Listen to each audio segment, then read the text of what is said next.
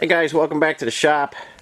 Doing a little work on the Cummins 4BT today. I got the alternator in, got that mounted, got the belt hooked up. But I've been catching a lot of shit from guys saying that I'm basically going to stop the world if I put this in a Willys Jeep, you know. It's too heavy and they think that it's just going to, you know, pop the tires and then I'll die in a ball of fire. So it's a rainy Friday, and we're in the shop. Matt's with me today, and this is what's going in that CJ3B welder Jeep, as you guys know. And we got a scale out today, and we're going to weigh some things.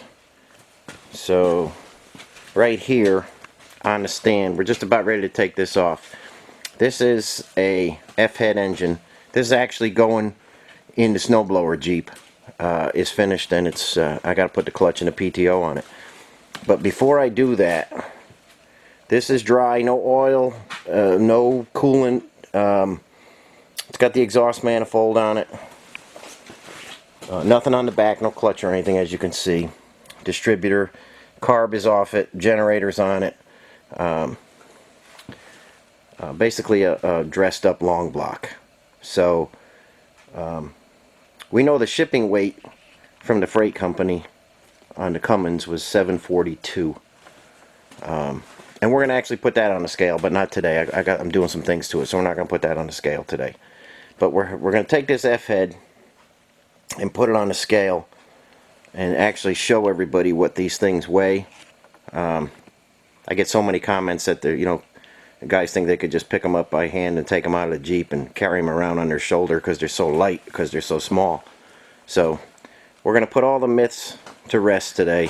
We're going to get this off the stand, roll over to the scale, and show you guys actually what it weighs.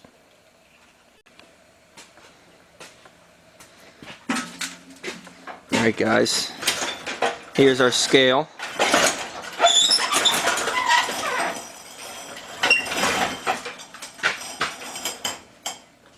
That's a Toledo detectogram. This is an over-under scale. Use this in shops, like if you're you know, making small parts or something. You got different you got your basket here for weighing your box, and then you set your weight, and you got your over under on top here. We're not worried about the over under. We're just going to actually get the weight of the engine. So I'm going to try and weasel this into place.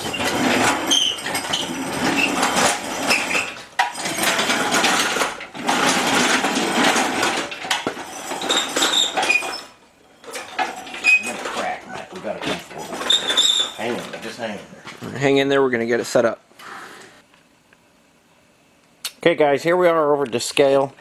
We got our 500-pound weight in the basket, and we have another 100 pounds to go on our scale. So we can weigh something up to 600 pounds. If it's over that, we've got, there's a 200 and a 100. So we can weigh up to 900 pounds on here. So Matt is gonna, let me get you focused in here. Matt is gonna easily let that guy down. Nice and easy, Matt. Yep. I just got a towel down there. I'll try and get that standing upright perfectly. Alright. That is all the weight. Okay, that's all the weight. So we got to change. I'm going to change out my weight there. We didn't pick up anything yet, so let me just change out the weights and be right back with you. Okay guys, our block is loose. We got full weight on there. I took the 5 out. We got the 200 and a 100 in there, so we got 300 there. And Matt's going to shine the light there. I'm going to try and get you in there. Hang on. So we know we're 377 pounds. Okay, so we got an F-head here with nothing in it, no oil, no coolant. no starter, and no flywheel or clutch or anything like that.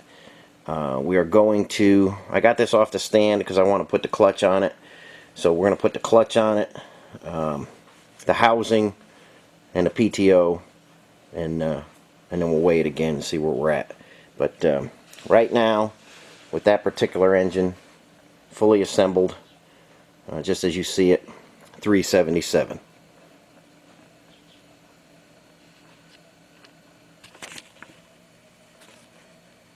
Okay guys, we're continuing work on this F-head, and if you remember a bunch of videos back, I made this housing here, this SAE housing to attach the over center clutch to, and we just got that on.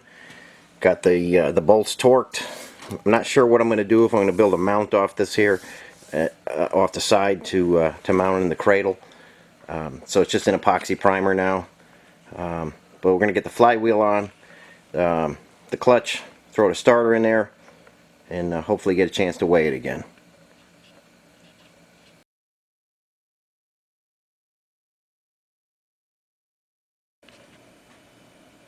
Okay guys, we got our bell housing on there, we got the clutch, and that flywheel I made. If you remember when I was making that flywheel, it was within about an ounce of an original flywheel clutch and pressure plate. I put the starter on, and we've got the PTO over center clutch here. I don't have the pulley on that or anything. We have it sitting back on the scale. And where are we at, Matt? You got that guy centered up? We got our 500 pound weight in the, let me get the 500 pounder. We got our 500 pound weight in there, and we got 100 pound on the beam, so we're 564. 564. Let me see if I can get everybody in there. Let me get the light.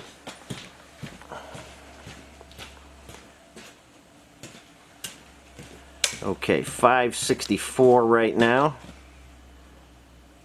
Yep, perfect, Matt.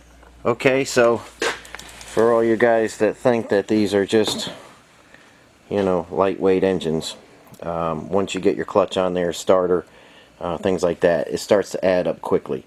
Now this PTO clutch is a lot lighter than a transmission transfer case, so I think this gives you a rough idea of what these guys weigh. You saw we started out at what was 374. Yeah, 3 something. Yeah, 3 something, and you start just adding a few pieces on there, it adds right up. So we're gonna weigh the Cummins, like I said, and we're gonna weigh the SM465 and the Dana 18 and the overdrive and the PTO and stuff. We're gonna throw that on a scale. We're gonna throw just a little bit about everything on that scale,